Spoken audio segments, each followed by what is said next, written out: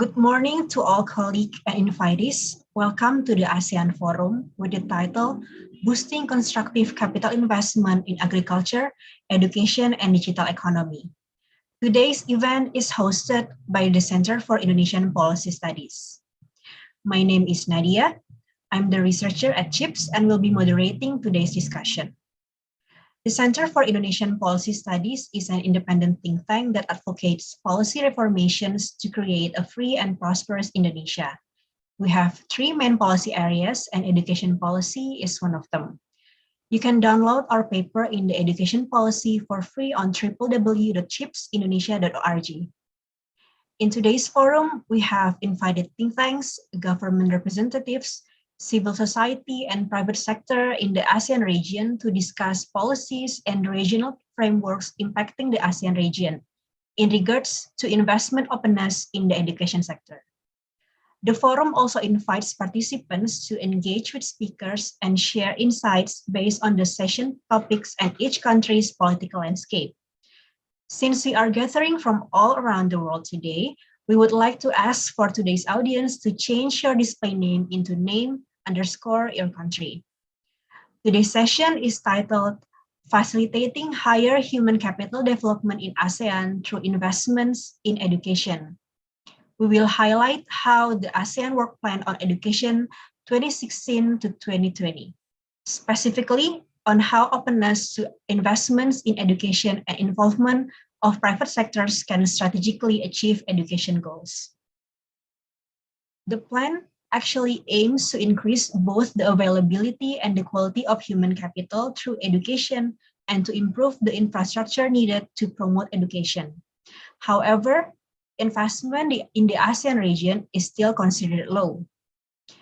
We would like to inform you that in this session, CIPS will present findings and analyses based on the research written by participants of our Emerging Policy Leader Program, or EPLP. The Emerging Policy Leader Program is a capacity building program designed to support young policy analysts in starting their policy research career. In the program, the participants get to conduct their own research under close supervision and guidance from CIPS researchers. This policy paper is the culmination of the intensive research activities during the program. Today, we will invite several speakers to share more information about this matter. I would like to introduce our panelists for today. The first one is Latasha Safira, Head of Education Research, and Fatharani Nadhira, Junior Researcher from Center for Indonesian Policy Studies. The second speaker is Mr. Pech Bolen, co-founder and CEO from Westline Education Group Cambodia. On today's session, Latasha and Nadhira will start the discussion by co-presenting their findings, followed by Mr. Bolen to share and present several insights regarding the landscape of investment in education in the ASEAN region from his perspective. We invite the audience today to actively participate as we are going to share the floor with you during the discussion session. If you have any questions to the panelists or want to express your ideas, you can ask the speakers directly by using the raise hand feature on Zoom. Or you can also ask your questions on the chat box. We also look forward to gain more additional information and insights from you during today's session, as your input and feedbacks are valuable to the discussion. So without further ado, I would like to invite Latasha and Nadhira to give a presentation and open our discussion for today. Latasha and Nadhira, the screen is yours for 15 minutes. Good morning, everyone. Thank you, Nadhira, for the introduction. So my name is Latasha. I'm the head of education research at the Center for Indonesian Policy Studies, or also known as CIPS. I'm really excited to be presenting some of our findings from our ongoing paper on the ASEAN Work Plan on Education. It's titled Promoting Investments in Education in ASEAN, Inclusive Education, Cross-Border Education Programs, and ICT Capabilities. Oh, next slide.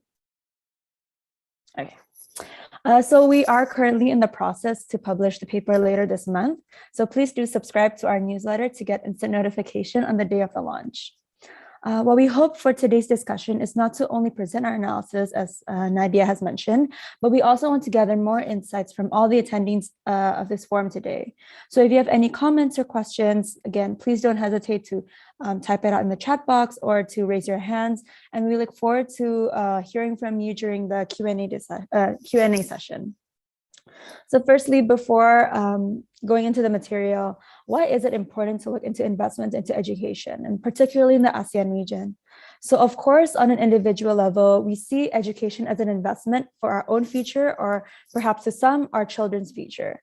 But when we talk about investments in education for the overall development of society, we are looking at how we can better empower communities, secure and ensure employment for all, and increase productivity, as well as bring new opportunities and innovation. So there are three benefits to investment into education. There's economic returns, there's human development, and as well as ensuring a better future for the future generation, the coming generation. So unfortunately, when we look into how much is being invested into education in ASEAN, there's still so much that we need to do, that needs to be done. The overall quality of investments in education remains relatively small, with each ASEAN member state directing only about 20% or less to total government expenditure in education for the past 10 years. And similarly, only 0.13% of total FDI inflow, foreign direct investment inflow in ASEAN is for education. And the only exception to this is Singapore. And on top of that, there's still large differences in outcomes and educational levels that we can see through three indicators. Next slide. So the first one is the Human Development Index, which is a table on the left. The percentage of population aged 25 and older who have attained at least secondary education, and the PISA scores. So I won't dive into this too much today, but what we do want to highlight is that these three indicators reflect the inequality in education between ASEAN member states at different education levels. And this stresses that we really need more investments and efforts to develop education as one of the keys to reducing the discrepancies. Next slide. So the ASEAN Work Plan on Education 2016 to 2022 is one of ASEAN's efforts in developing the education sector. The work plan itself consists of 70 proposed projects and activities grouped into 19 priority areas and under 8 sub-goals. So the work plan guides the ASEAN member states in the education sector development as part of the wider goal of the ASEAN Socio-Cultural Community 2025. The paper that Nadhira has written aims to analyze the investment provisions in the ASEAN work plan, and really focusing to what extent does the work plan attract investments in education, as well as how the work plan addresses investment quality. And she has focused on 3 specific education areas, which are inclusive education, ICT capacity building, as well as cross-border education programs. And before we dive into the work plan itself, I'll hand this over to Nadhira to briefly explain some of the definitions of investment quality and quantity, and that will be used to measure to what extent the work plan attracts quote unquote good investments. So Nadhira, the screen is now yours. Okay, thank you, Latasha. Good morning, everyone. So now, as Latasha said, I will just define some definitions of investment quality and quantity that we will use in this paper. Next slide. Okay, so first we look at investment quantity, and according to several studies, some of the factors that may attract investment include the presence of good market characteristics, the availability and quality of factors of production, such as land, labor, or human capital, and the state of infrastructure. Therefore, we look at whether the projects and activities in the work plan contribute to establishing these factors that attract investment. Next slide, please. And in terms of determining quality, we mainly refer to a concept by CIPS on constructive and corrosive capital, where constructive capital are flows of investment backed by transparent and market-oriented objectives, both at the origin and destination of the funds. Such capital can spur a cycle of good quality investments in the community and encourage good governance practices. On the other hand, corrosive capital refers to flows of investment with vague motives. They are often not transparent, politically driven, and sourced from authoritarian regimes into new or transitioning economies with the aim of influencing the recipient economy. An originator of coercive capital could use their financial power to influence a recipient for their own agenda as the investor instead of the recipient country's best interest. Therefore, it remains important for us to guard our member states from coercive capital and influence constructive capital into the region. Next slide, please. So now using those indicators of quantity and quality investment, as Latasha mentioned before, we look at some examples on whether the work plan attempts to promote quantity and quality investment through the 3 areas of inclusive education, cross-border education programs, and ICT capacity building. First, in terms of quantity, in general, we found that the work plan attempts to increase both the availability and quality of human capital through education and to improve the infrastructure needed for education, which therefore encourages more investment. And for the purpose of this presentation, we can see, for example, in at least 3 instances where projects have attracted a sum of investment into education. Next. Firstly, through sub-goal 2 in the work plan, it highlights the problem of unequal access to the most basic form of education among youths in ASEAN. Then, following the work plan, ASEAN established the ASEAN Declaration on Strengthening Education for Out-of-School Children and Youth, as targeted under the sub-goal. This declaration aims to tackle the problem of inclusive education from the perspective of out-of-school children and youths in ASEAN. Then we found that this served as one of the bases for a joint project proposed by Good Neighbors International in Korea and UNESCO Bangkok in 2019 to increase access to basic education for out-of-school children in CLMV countries, which are Cambodia, Laos, Myanmar, and Vietnam. The project was able to draw support from the ASEAN Korea Cooperation Fund with a total investment of around $1.14 million US. Next slide, please. Secondly, sub-goal 3 highlights that ASEAN strives to strengthen the use of ICT in education, not only by acquiring the appropriate hardware, but also by improving the capacity of teachers and students to use ICT in their education activities. One project highlighted in the work plan under this sub-goal is the development of the ASEAN Cyber University Open Educational Resource, or for short ACU OER, which is an upgrade from the 2011 ACU project that previously drew in $1.8 million US from the South Korean government. This project initially aimed to establish e-learning centers in Vietnam and Cambodia to promote the use of ICT in higher education. And following the progress of the project and the establishment of the work plan, the ACU project was able to be expanded to become an open educational resource that provides access to lectures and other materials from higher education institutions across ASEAN member states and South Korea. And as of November 2021, the platform provides over 8,000 educational resources readily accessible to students in ASEAN. Next slide, please.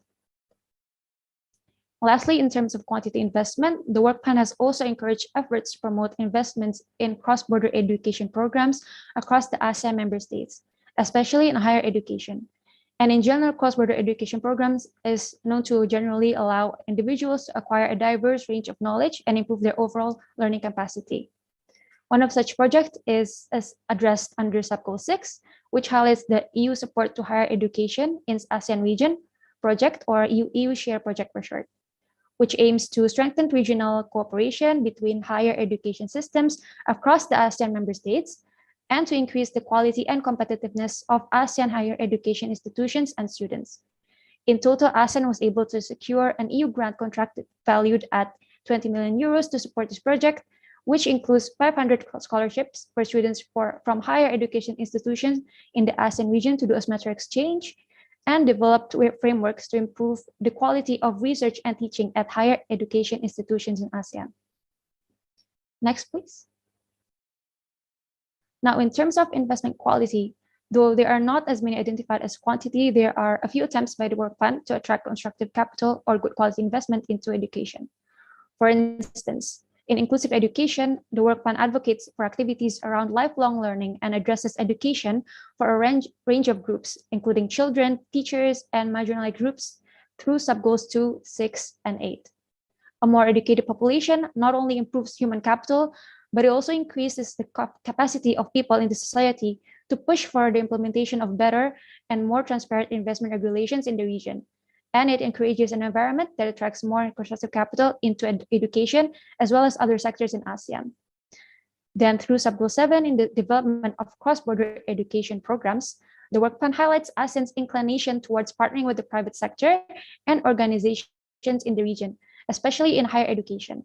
Engaging with the private sector illustrates how the work plan also considers market-driven objectives of investment, which therefore lays out a path for more constructive capital in cross-border education programs. Next slide, please. However, despite some of the attempts made by the work plan, there are still some gaps in terms of attracting quantity and quality investment, which the work plan may have missed to address. Firstly, in terms of quantity, the work plan overlooks areas that could attract even more education investment, specifically in terms of building ICT capacity. For example, the work plan does not highlight potential projects involving the many Edtech firms in the ASEAN region, even though these have the potential to draw considerable venture capital, where in 2019, it was reported that they accumulated approximately $480 million. In addition, Edtech firms have the potential to accelerate ICT capacity building, as well as expand inclusive learning within and across borders, hence attracting even more investments into the education sector in ASEAN.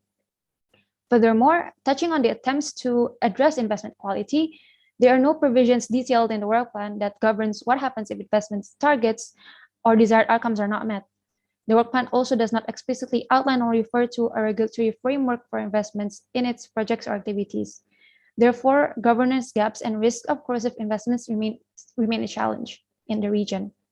And in relation to the lack of a clear outline, the limitations of the regulatory and institutional capacity of some ASEAN member states introduces further potential risk of corrosive capital flow into the ASEAN education sector. A study which was presented at UNESCO conference in 2015 found that the CDC did not capture a large amount of China's education assistance, which amounted to $5 million against only the $80,000 that was officially reported. Therefore, it is important to strengthen the regulatory capacities of ASEAN member states so that the education sectors can develop without obstacles from potential risks of corrosive capital. Next slide, please. So following our study, some recommendations to further promote more quantity and better quality investments in the ASEAN region and safeguard its member states from corrosive capital through future work plans, the ASEAN Secretariat, along with support from related stakeholders, should first continue to allocate specific funds and projects in education for the less developed ASEAN member states and encourage more intra-ASEAN support from more developed members. Second, the Secretariat should also develop a clearer and more specific regulatory framework for investment in the work plan projects to encourage quality investment. And lastly, the Secretariat should also identify more diverse and innovative opportunities to incorporate the use of ICT in education. For example, partnering with existing Edtech firms who already have the resources and infrastructure to facilitate it. Next slide. And that's all from us. Thank you very much. And we look forward to receiving insights from our attendees today through further discussions on the topic. And I would like to hand back the time and screen to our moderator, Nadia. Thank you so much, Latasha and Nadhira, for the fruitful presentation. And now I would like to invite Mr. Pech Bolen as the co-founder and CEO of Westline Education Group Cambodia to give a presentation. Mr. Bolen, the screen is yours. Thank you, Nadia. It's my pleasure and honor to be here to participate in this dialogue and sharing across, in ASEAN, especially with Indonesia.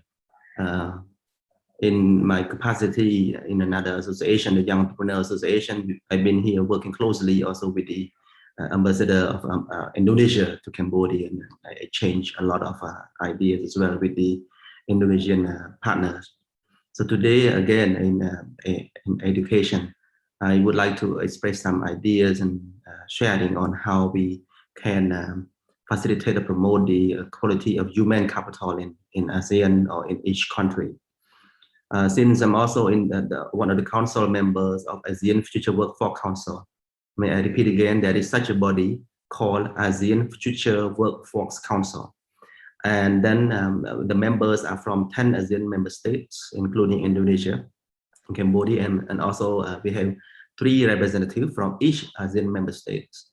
So I'm one of the council members in Cambodia, one of the founders of ASEAN Future Workforce Council, and also Indonesia also taking part actually under the initiative of GIZ. GIZ supported it.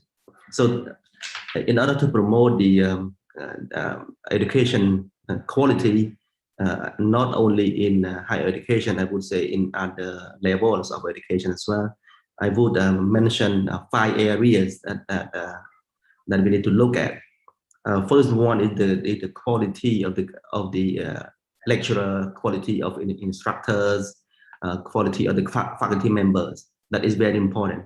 When I mean about the quality, it means they need to understand about the industry knowledge as well, because sometimes the lecturers in some universities, some institutions, sometimes they don't have or they have a very limited understanding about economy, about industry, about what the student will be in.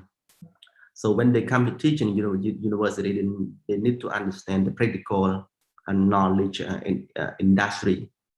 They say, for example, if they teach marketing, they should be able to understand about marketing. They should be in the field themselves, in the marketing field, at least 3 to 5 years, perhaps like 5 to 10 years, so that they can take the student, not just they take from the slide, from the book.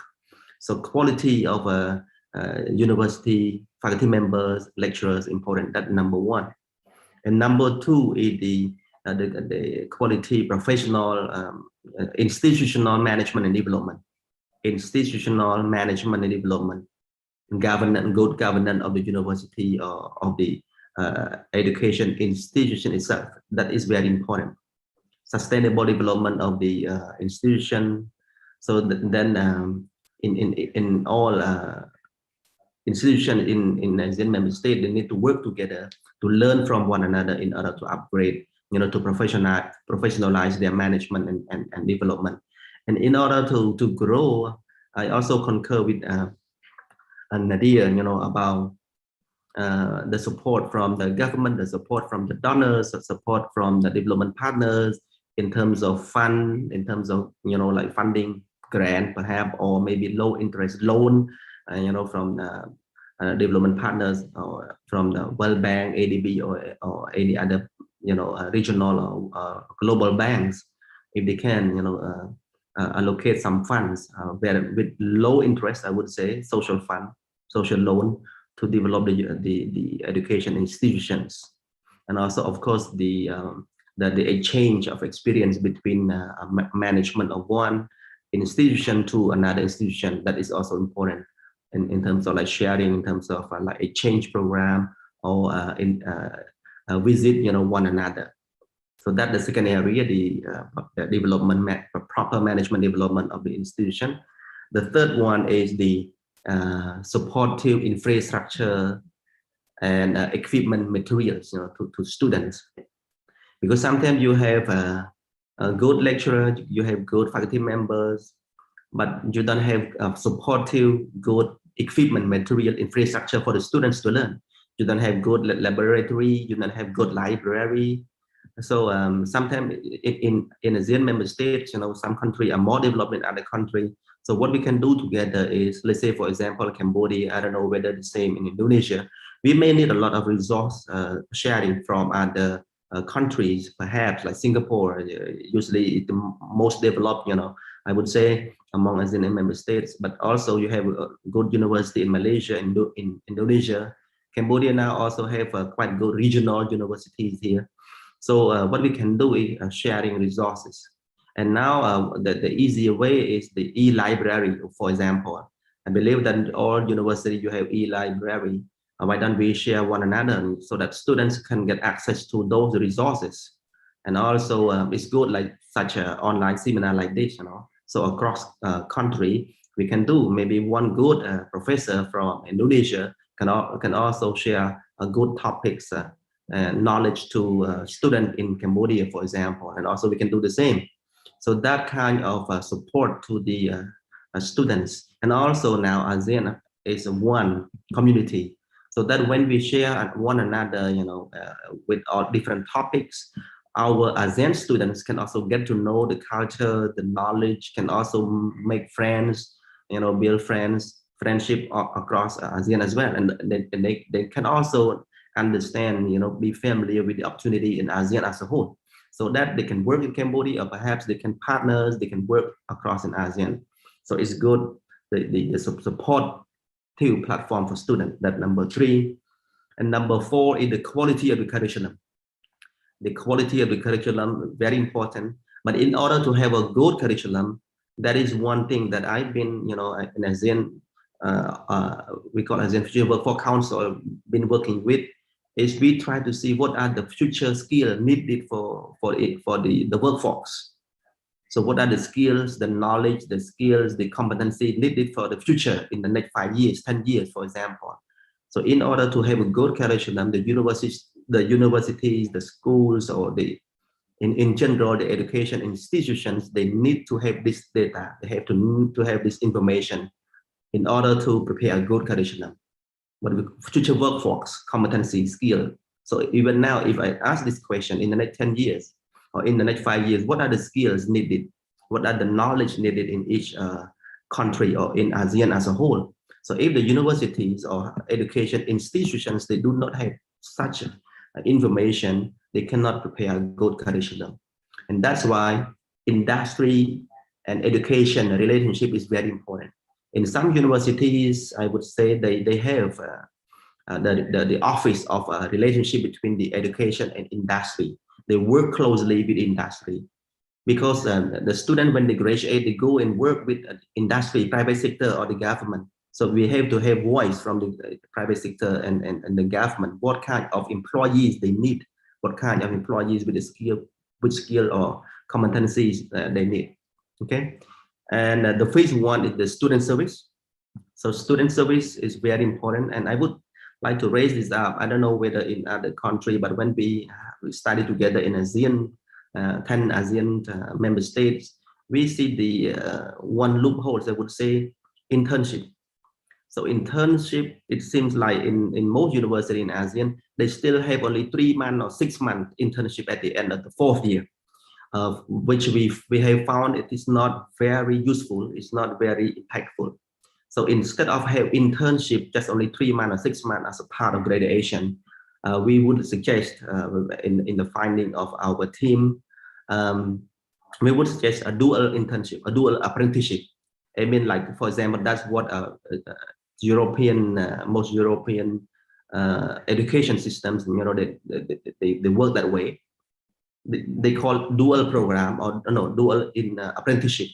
They say, for example, students, they learn 6 months, they are in school 6 months, and then they go to the industry, take internship or apprenticeship another 3 months, and then they come back to university again. And then the dean of the university, the dean of the education institutions, they work closely with the HR director of the company. So they work closely together. Well, let's say, for example, if they study 3 months or 3 years or 4 years, the company and the university, they work closely together to help develop students. This is, I think, very good systems that if you can do. So other student services, let's say internship, apprenticeship, maybe community service. In ASEAN, we should also promote community services, project-based learning.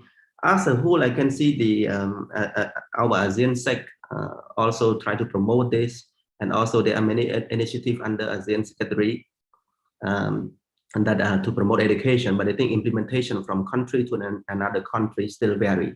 So again, to sum up what I'm sharing here, we need to look at these 5 areas: the quality of instructors, the quality of the institution itself, and also the supportive equipment, infrastructure, the quality of the curriculum, and also the student services. So these 5 areas are very important. And then in order to promote the quality of the education, we need really 3 actors to play: one from the education, from the government, and also from the industry, from the private sector. We need to work together in order to define what are the future skills, knowledge needed in the next 5-10 years, especially when we are now taking the new normal of education and also economy pathway. So very important that we need to work together, these 3 actors: the government, education, and also the private sector. Thank you, Nadia. pass the floor to you back. Thank you so much, Mr. Pech Bolen, for the amazing presentation. And as we are now going to share the floor of discussion with the audience, if you do have any questions, please feel free to use raise hand feature to ask question or share some insights regarding today's topic with the speakers directly, or you can also put it in the chat box. So I see that we already have two questions from one participant actually, but I would like maybe to warm up the discussion. I also have some questions to our today's speakers for the beginning. And the first questions from me is directed to Latasha and also Mr. Pech Bolen. And the question is, what opportunities arise from Indonesia and Cambodia in increasing investment towards education? So maybe I would also ask Latasha first and then Mr. Bolen later. Okay, thanks for the question, Nadia. So as we've been in a pandemic for almost 2 years now, the education sector in Indonesia has been going back and forth between distance learning, or maybe some people know it as PJJ, pembelajaran jarak jauh, and in-person learning, so pembelajaran tatap muka or PTM. Yeah. So we are in a digital age, but our education systems have not caught up, which made it very difficult to transition into distance learning or to go back and forth between distance learning and in-person learning, or a hybrid. So a hybrid of both is very difficult. And as Nadhira said, now we really need to look into the potential of Edtech to improve ICT capacities. And as Mr. Bolen said, we also need to think about infrastructure. So what are the opportunities or what are the areas that we really need to focus on? I think this is one of the main priorities, especially given that we are now in a post-COVID, well, we're trying to enter into post-COVID era. So looking at infrastructure, ensuring that there's even distribution of stable internet connectivity across the archipelago, across Indonesia, so that schools can integrate technology into their learning activities, so that they also have an incentive to integrate technology into their education ecosystem. And we really need to focus on rural areas because that's the areas that have remained untouched so far. But also apart from that, there also needs to be an even distribution of digital technologies. So laptops, hardwares, to really allow students and teachers alike to have the opportunities to improve their ICT capabilities and capacity, so that on the teacher level, they have the ability to guide their students to help them navigate this digital world in a safe way, in a critical way. But as students themselves also to one day contribute their capacities and their capabilities once they enter the workforce, because we do see trends in the job market where even the basic digital competencies that not everyone has is demanded or a requirement for employment. So I think that is the opportunity and one of the focus areas or priority areas that we really need to look into when it comes to investments. Thank you.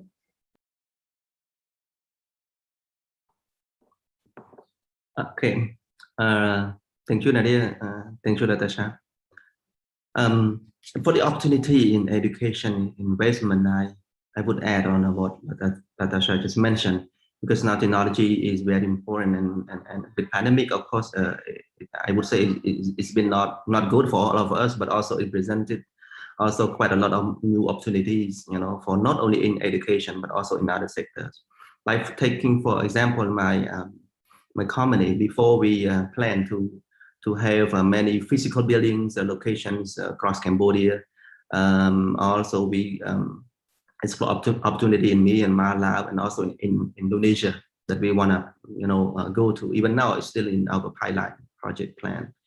But what I mean is, in addition to the physical expansion, we also now see opportunity that we can also serve students more, with education technology, with online learning, with also the blended learning, and also our online learning platform. So now, let's say, for example, since we provide the Cambodian literature, language, curriculum, we are thinking of also now preparing, I would say, it's not only the plan, but also we're preparing to to serve Cambodian kids overseas. Because those Cambodian kids, they live in the US, in other Europe and parts of the world.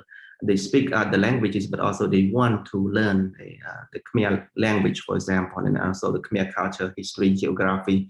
So no need for us to go and open a school in California, in the United States of America, but also we can do from here. So there are some other opportunities we can do. And with this opportunity, there's no limit, there is no boundary of collaboration. Let's say, for example, why I mentioned Indonesia. Indonesia is the fourth biggest country in the world, population, in terms of population. So perhaps, we can do something together as well. Let's say, for example, as a part of in our ASEAN friendship, I would say, just want to have something, to do together. And that's why I'm working here very close with the ambassador of Indonesia to explore opportunity to expand, collaborate with Indonesian partners, not only in education, but also in other sectors as well. But since I'm in education sector, I want to explore this opportunity. So the opportunity that we can work together, perhaps like, for example, not only the physical presence there, but any digital solutions. Let's say, for example, one of the programs that I'm working with from Singapore, we call the financial literacy called Money Tree. I don't know whether it is now already in Indonesia. So we are developing the financial literacy hub, learning platform that students can learn financial literacy online and also on the app. So this is the opportunity that we can do. And also I'm seeing this, also the regional university, TVET, for example, that we should all join to promote. But in ASEAN, we can also collaborate because the students can go from one country to study in another country. So let's say, for example, if I'm going to Indonesia, of course, I need to look for a partner there who are interested in developing education there and not working alone there.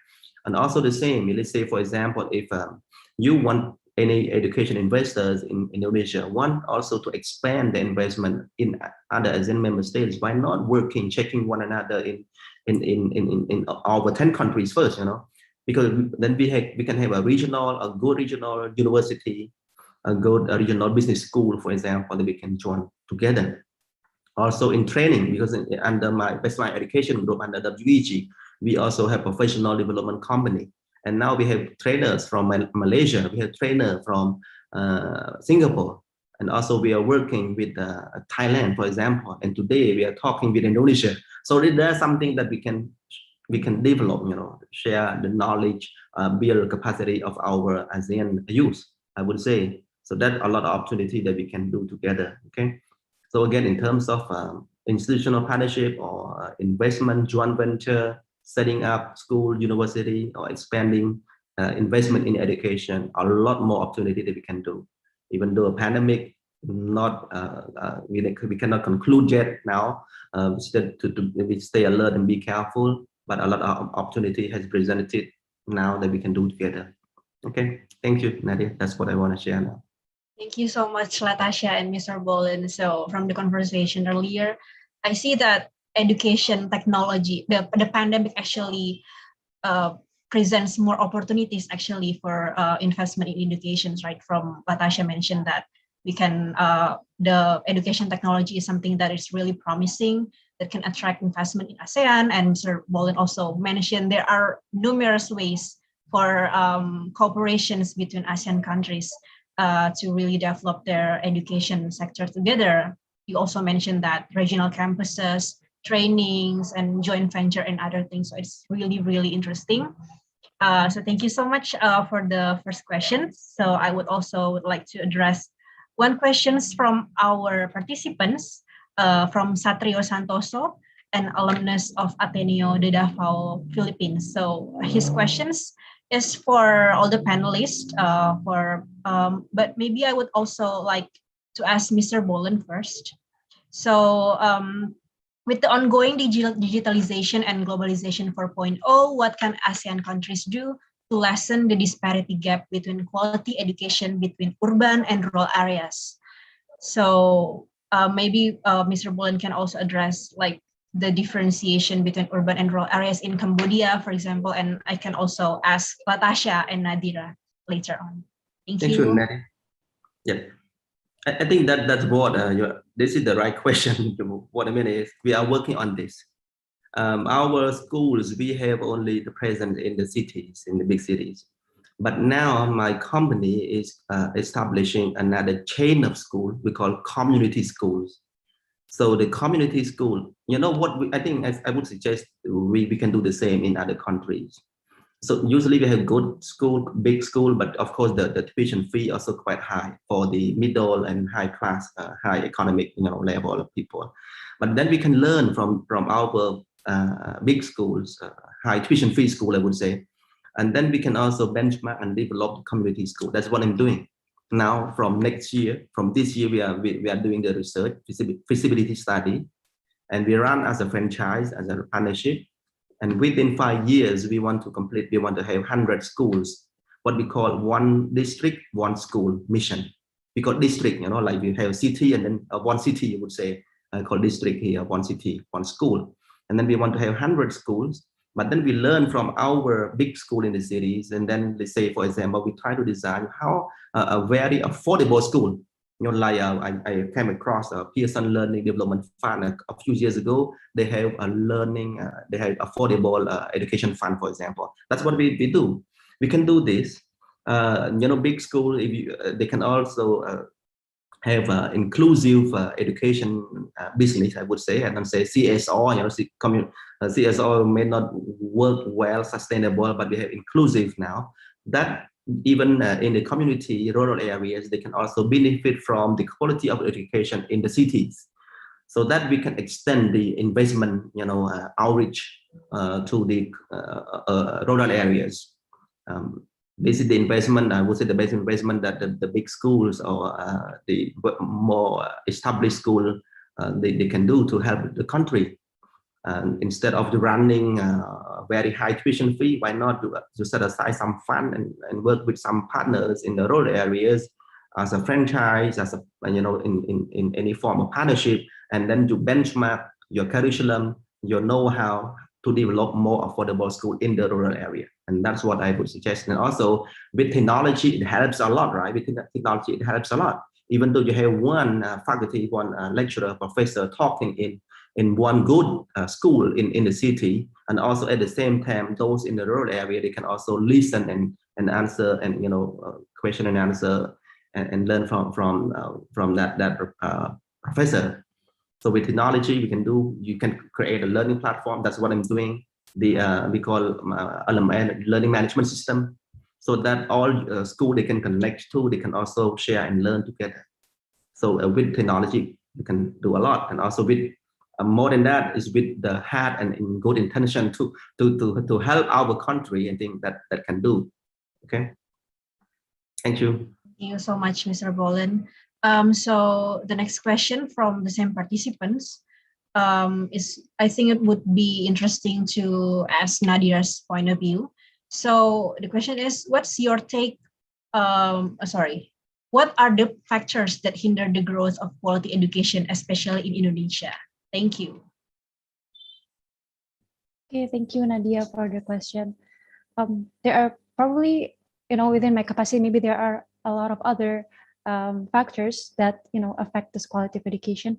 But from my observation, one might be the teacher capacity itself in Indonesia.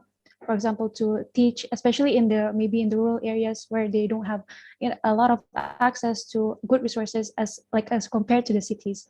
So maybe that also addresses your question previously on the gap between rural and urban areas. That there is a gap in the teacher capacity to actually teach and address the curriculum, and also there is also there is also a lack of skill building and in the teacher's capacity as well. So I guess it's it is one of the problems in addressing quality education. If we don't have teachers with enough capacity to pass on the educational materials to the children, then this will be like a domino effect, and it will be an intergenerational problem as well. So that's all from me, Nadhira. Thank you so much, Nadhira.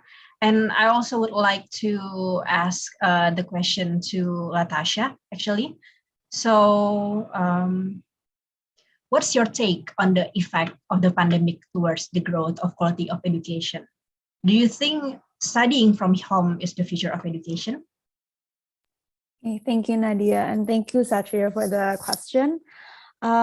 What's my take on the effect of the pandemic towards growth of quality of education? So, like I said, what the pandemic did was highlight a lot of the gaps that already existed, to be honest, before COVID-19 even existed or was in our presence. But I think because it highlighted these gaps, it's also putting us or kind of driving the demand to kind of address these gaps. So first of all, like I just mentioned, with Edtech and ICT training and capacities, that really needs to be addressed. On top of that, something kind of to go off of the previous question, what are the factors that hinder the growth of quality of education? Besides skill building in the teachers, they also don't have a lot of autonomy and freedom to really develop their pedagogies and their best practices in class to really address what do the students need. There's a lot of, at least in the past, there's a lot of pressure to meet curriculum targets. And what the pandemic did, or what the pandemic has, because of the pandemic, we can no longer really focus on those curriculum targets anymore. Really need to focus on how do we deliver materials in the best way possible. So that's another opportunity that might maybe improve the quality of education, providing teachers with more, empowering teachers to really discover, okay, how do I deliver the materials in the best way possible online to make sure that my students are motivated, to make sure they're disciplined, and continuing that kind of mindset and that kind of practice once we go back to in-person learning. And do I think studying from home is the future of education?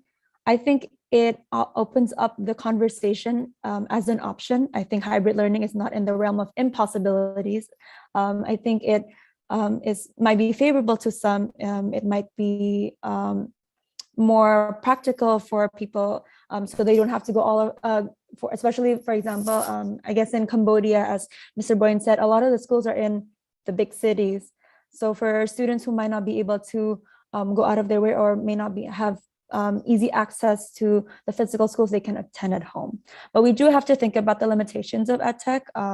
Of course, now we see teachers are able to deliver materials online, but there are some parts of the educational experience that cannot be replaced by technology. So for example, developing socio-emotional competencies, discipline, those kinds of skills and part of our development, or a student and child's development, is most effective to be done in person, through face-to-face communication, through teacher and student interaction in person. So those are all the kind of considerations that we have to think about when we're talking about learning from home in the future, or even to what extent Edtech can truly change and transform the education experience. I hope that answered your question. Thank you, though. It's a very good question. Thank you, Latasha. So that last bit actually also, I think, also answer a question from Budi from Indonesia E-commerce Association IDEA question. So he has 3 questions, and I think Latasha's point of view also answer his last question. So we will go back to Budi's question later on. But first, we also have another questions from Nur Latifah from Jakarta State University in Indonesia. So she basically mentions about how this pandemic affect our education.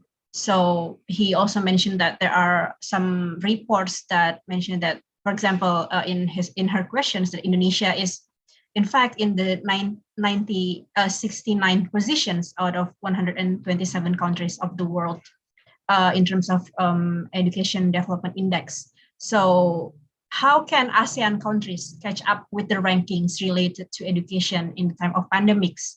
Is there any like sophisticated strategy regarding this problem? So I think it's like recovery, pandemic recovery of education. So I think I can ask this to Mr. Bolen. Thank you. Thank you, Nadine. I believe that in ASEAN now, we also have, I would say, world ranking top, ranking universities as well. Even though we have fewer, but we have many as well. I believe like in Cambodia, we have American University here as well. And because investing in education, especially in a good university, regional level or world-class level, that requires a lot of money, and more than money, it's the passion, it's the heart in the investors, the passion itself. So I've been also working with other ASEAN member states, friends as well. I can see that even though we don't have many, but we have many good universities. I believe in Indonesia, you have also good top ranking university in a region, and in Malaysia, in Singapore, for example. So that's what I want to say first. It does not mean that we are very far behind in other countries.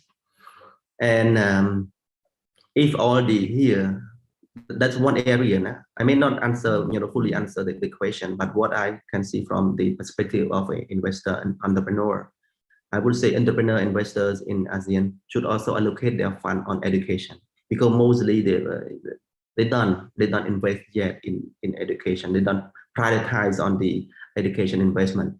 If we all look at education as a long-term investment, and then you look at education as the engines of economic building of each country, and then you divert you invest some of your money in education, and then you can also be there. That is the passion from entrepreneur, and the money that they can invest in. Because you can invite good lecturers from Harvard, you can also invite them to come and teach in university in ASEAN. And infrastructure you can build, university lecturer faculty, you can invite them to come and join. So I think it's more on the passion of entrepreneur in ASEAN, and of course the support from the government, proactive support one another, especially. And also, I don't know where we also discussed this during our GIZ mission as well. Some country they give exemptions on the tax, on the tax on education. So that also another big help from the government, and also the government help to circulate, some development fund to the university. So if the government and the private sector really put your heart together that you want to have the best university in ASEAN, there is nothing that we can do. Because in order to build a good university, and then you can like I just mentioned, you can hire a good consultant or maybe faculty members from where you want, from the US, from Europe, you can invite them. You want a good building, best building in the world, you can also build, in ASEAN. There is nothing that you can do.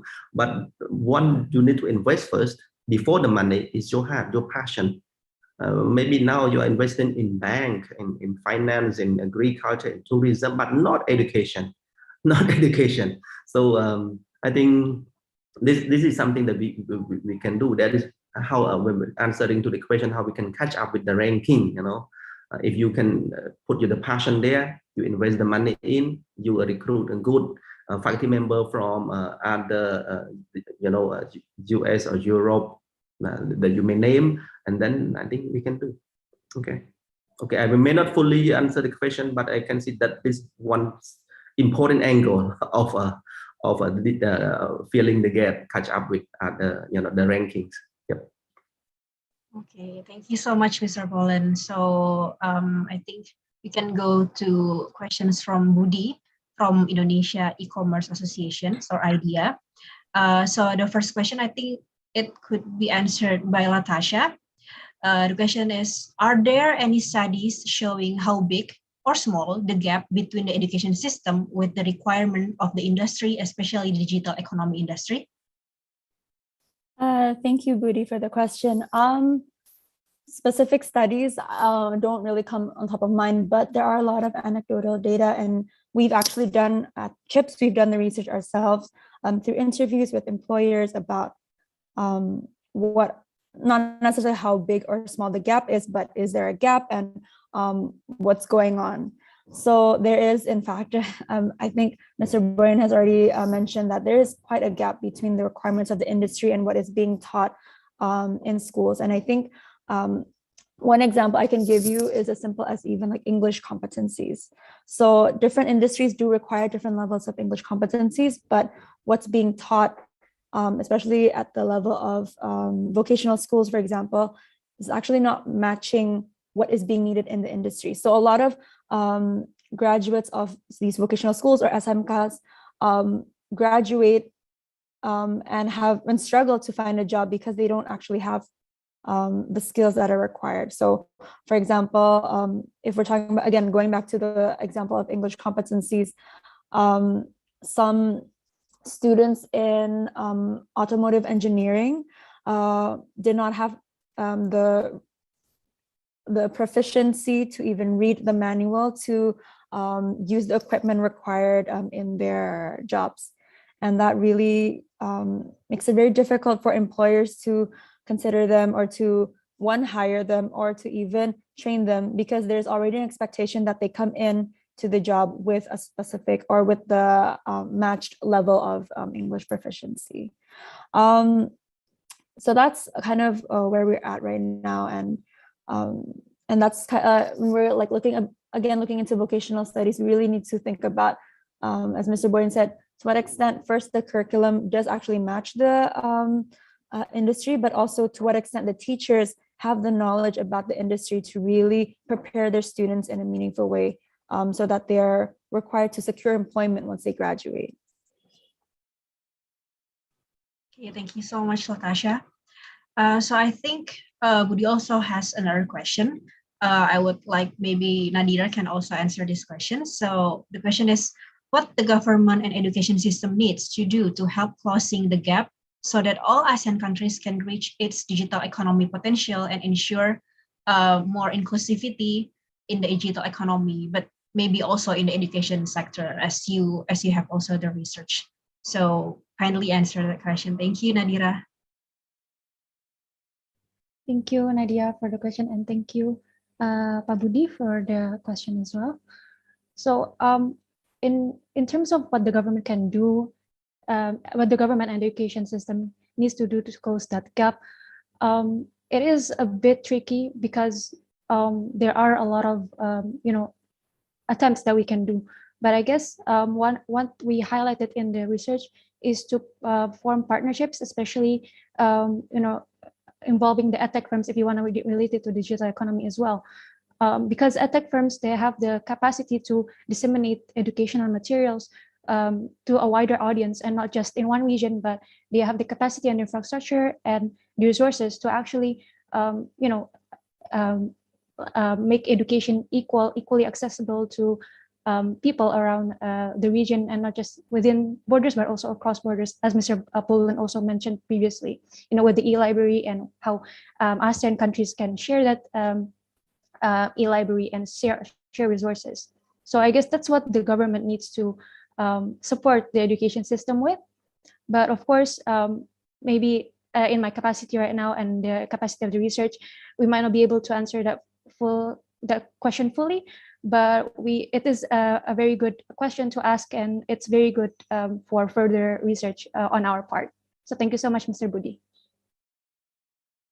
Thank you so much for Mr. Budi. But maybe I also would like to ask the floor, actually, if you have any ideas or like insights regarding these questions, regarding how the ASEAN can actually close the gap, please please also use the raise hand feature so that you can actually communicate with the speakers and with also other audiences. Sorry, Nadia, may I add a bit, one important point I want to also stick around. Every country, we have association or federation of education. I believe that we have, let's say in Cambodia, we have two important bodies. One is Cambodian Higher Education Associations, and the other one is my own federation called Federation of Education Services in Cambodia. And that also help, bridge, fill the gap in Cambodia between the big cities and also small cities, between the big schools, small schools, so we try to help one another through the association.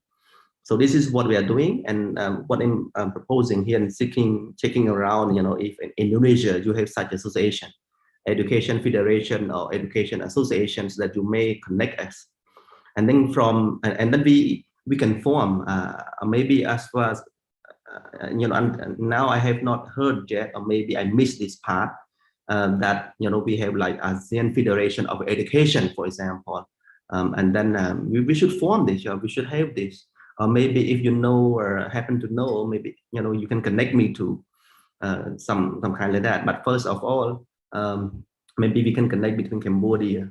We have Federation of Education Services here in Cambodia, and with Federation or Education Association in Indonesia. And if all other countries we agree, and then perhaps that we can also have like as ASEAN, ASEAN Federation or Association of Education and Training, for example. And then we can work very closely, not in like many schools working together, but just only 10 associations working together, 10 associations representing 10 countries working together on education and TVET and technical vocational, for example. Really appreciate if you can also recommend, connect us with Indonesia Federation of Education, and perhaps from us too, then we can also work together with Malaysia, check around with Thailand, and then we can form this, okay? If such a body does not exist yet for the moment, okay? Thank you. Thank you so much. That's really, really interesting, actually, Mr. Bolen. So I would also invite the audience, if you have any ideas, maybe you would like to also add on the Mr. Bolen's statement earlier, or maybe you have any other ideas. Please do use the raise hand box, because we really want to engage with our participants in this discussion. So yeah.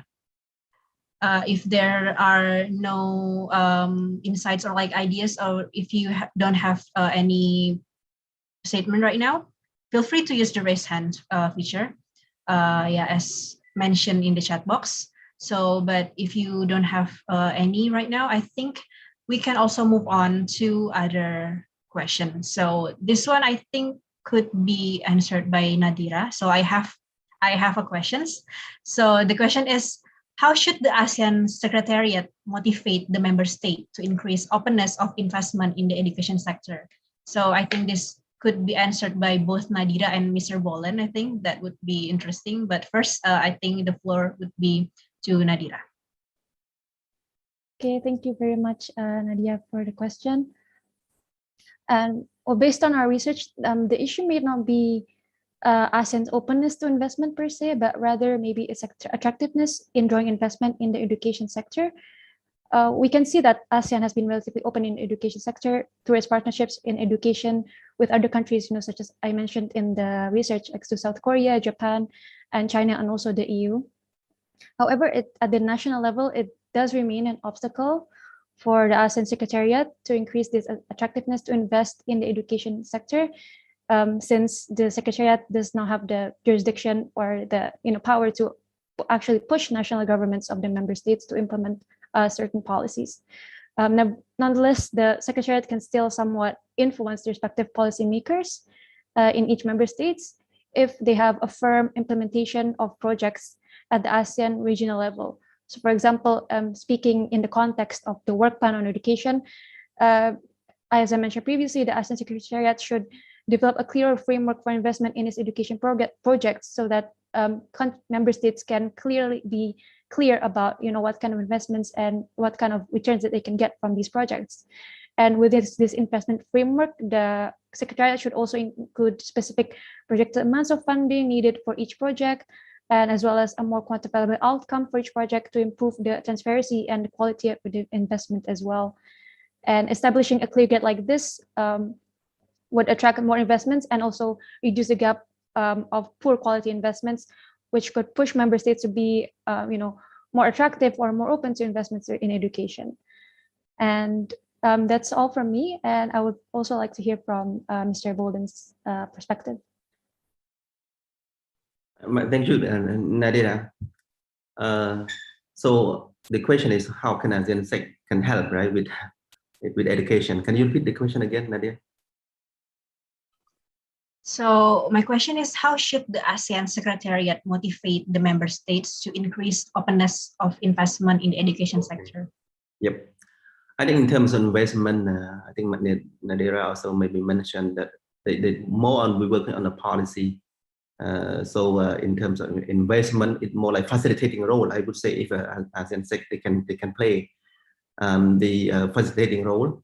Like I mentioned, if ASEAN Secretariat can facilitate to have first of all referring to what I just proposed, ASEAN Federation of Education and Educational Training, for example. If we can have that, that would be linking all education institutions in ASEAN together, and a lot of good, amazing, wonderful things will happen from there. Because now we don't know, one another, and today I consider to be very lucky to know all of you here. Perhaps I can also link with other education people in Indonesia. So the facilitating role of facilitating to have such a body, that first, if I can make voice to ASEAN SEC, ASEAN SEC here, and also circulating or maybe recommending, pointing out if ASEAN SEC can do, like ASEAN increase the number of ASEAN fellowships, grant or loan. I don't know whether ASEAN SEC they have the capacity to do so, because they have many working partner, development partners working with, and also ASEAN SEC they also have their own policies to not influence too much on any, to be more favor too much in any other country. But it's good at ASEAN level, maybe we do have the ministers level in ASEAN SEC in education as well. I don't know how they call it. So if our minister and together in ASEAN level, they can work with the development partners, and a recommendation to raise the quality of education in ASEAN by securing loans or fellowships or grant to the university in ASEAN. And I can see that we do have now. That's not we don't have it. Even in Cambodia, we had a lot of fun actually. And I really appreciate our Ministry of Education, Youth and Sports now as well. They also did allocate the fund, to private institutions in terms of like professional development, teacher development, research, such amazing things need to be continued. Okay, and at the ASEAN level, they also have many counterparts working with. Let's say, for example, ASEAN Business Advisory Council. And maybe you heard about Edtech, we just finished a couple of days ago. So a lot of good investors are there. So they can also have voice. They also can have a recommendation to Edtech, we call ASEAN Business Advisory Council, and also ASEAN Young Entrepreneur Councils. Maybe through any recommendation in the report or any meeting, we call joint council meeting, what we call. So maybe ASEAN SEC can also mention that they propose the partnership, propose the more concrete partnership between among all the ASEANs to raise the quality of education. Not only that, but also the joint venture of investment. I still repeat about joint venture in education investment, because all those investors who invest the money in education, I say they are good people. So we should not have too much competition in education industry. And that's why I say joint venture collaboration, not only in one particular country, but also across ASEAN. So instead of having a good, let's say Cambodia University or Cambodia, Indonesia University, why not we have, like, let's say a few world-class ASEAN universities, for example, and that would be the best. I don't know whether ASEAN have the capacity to do so, but at least in the joint council meetings, they can also mention this. Okay, thank you. Thank you so much, Mr. Bolen. So we see that there are actually a lot of ideas, a lot of opportunities for the Asian countries to really establish cooperations together, but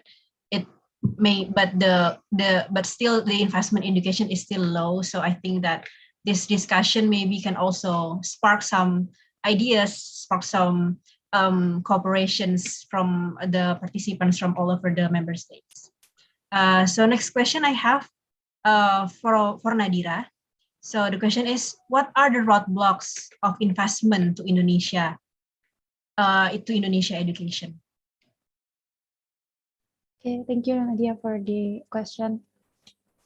So based on our research, I think one big factor that comes to mind is the constant change in regulations on education system is a factor that may discourage investors, because the regulations in Indonesia, in all sectors, actually, it may change depending on the ruling administration, which itself changes every 5 years.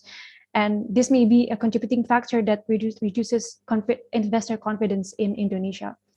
And this does not help the fact that education system itself is complicated to begin with, in terms of which combination of inputs to education, such as whether we should focus on teacher training or curriculum reformation, or whether to focus on ICT capacity building, for example, and which inputs can result in the best educational outcomes. And second, as we mentioned previously as well, one factor that may attract investment into a country is the state of infrastructure, because this eases economic activities and reduce setup costs for potential investors. Meanwhile, the infrastructure in Indonesia is still quite uneven, especially when we compare the eastern and western, and also the rural urban.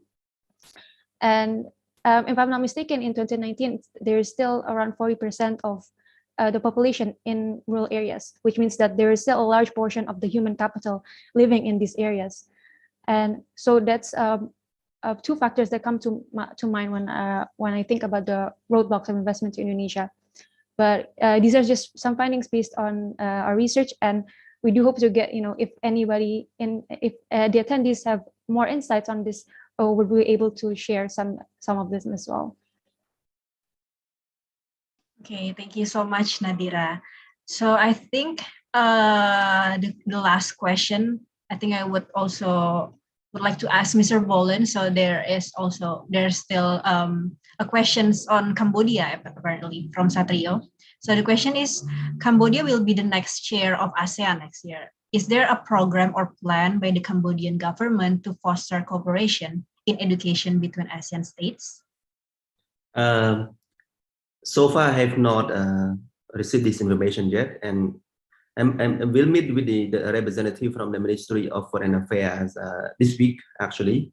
So I cannot answer this question now yet. As far as I know, not much yet of collaboration on education besides existing collaboration framework that we already have in ASEAN now. But I will also ask this question to the Ministry of Foreign Affairs, because now we are working closely with the Foreign Affairs in not only in the Education Federation that I'm the president now, but also with the what we call Young Entrepreneur Association of Cambodia. I don't know whether you have heard about Young Entrepreneur Association of Indonesia. You also have one. And then since we are the chair next year, so I'm also the chair of organizing committee of the ASEAN Young Entrepreneur Carnival, what we call. So I'm meeting with the Ministry of Foreign Affairs to check all the agenda of the government. And then we are now working to develop this agenda. But of course, with this question, it reminds me very well that I will, with my capacity here, either in Education Federation of Young Entrepreneur Association, I will bring this to the government, and then we'll find a slot to put in this education initiative. Yep. Thank you so much, Mr. Bolen. So I think that I would also encourage the participants to, if you have any final questions or if you have any final remarks that you want to present to the audience, please do use the raise hand feature. But if there's no other further questions, I think we can conclude. Oh, so I think we have another question from Michael Fay. So I think it can be answered by any of the speakers right now. So the question is, what role might ASEAN dialogue partners such as Australia play in terms of improving the investment in education in ASEAN? I believe the question. So I think it maybe can be answered by Latasha. or like Mr. Bolen, if you have any remarks. Yes, I would say last remark here, if we conclude already. And Australia, you have a lot of good programs.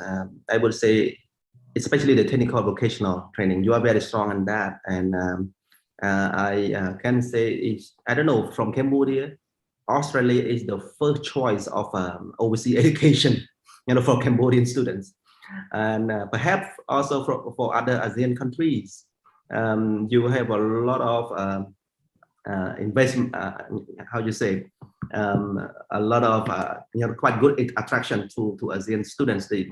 All of us want to go to Australia, maybe quite near and also easy to learn, and also I like Australian education system. Not in favor when you ask this question, but like in the middle of too tough system from UK and maybe too free from the US, for example. You are in the middle, somewhere that ASEAN blended well. And even in Cambodia, we have a lot of technical support from Australia. And even Singapore, as far as I know, also the TVET in Singapore, technical vocational training, they also learn a lot from Australia. To Cambodia, Australia is the father of technical vocational training. So that's what the role coming, helping to promote not only the general education, but also the technical vocational training. And for me, I believe here that what we can learn, even me myself now try to study how I can take some part of Australia education TVET framework to Cambodia as well. So you play very important, not only in general education, but for me, I can see more of the value to a low economic country, less developed country is the development of TVET. And then Australia plays very important role to share this technical knowledge, in promoting what you call TAFE, right? Some kind of that, in Australia. Yep. Thank you so much, Mr. Bolen. So thank you so much, Mr. Bolen, Latasha, and Nadhira for participating in today's session. And we also would like to thank all participants for coming in and discussing more digital capital investment towards Indonesia education. So we hope that this discussion can be fruitful and can spark any other discussion and future research in terms of capital in education sector in ASEAN. So the ASEAN Forum continues until the next few days. Tomorrow, we are going to discuss more on avoiding future food crisis in ASEAN. And on the last day, we are going to discuss more on strategic ways to create a safe digital economy in the ASEAN. So I hope that you can also tune in to these two important topics that we will present tomorrow and the other day. Thank you so much and see you tomorrow and have a good day. Assalamualaikum warahmatullahi wabarakatuh. Thank you. Thank you so much. Thank you. Welcome. Thank you so much, Mr. Bolen. Thank you, everyone. Thank you so much, Mr. Bolen, Latasha, and Nadhira. Okay.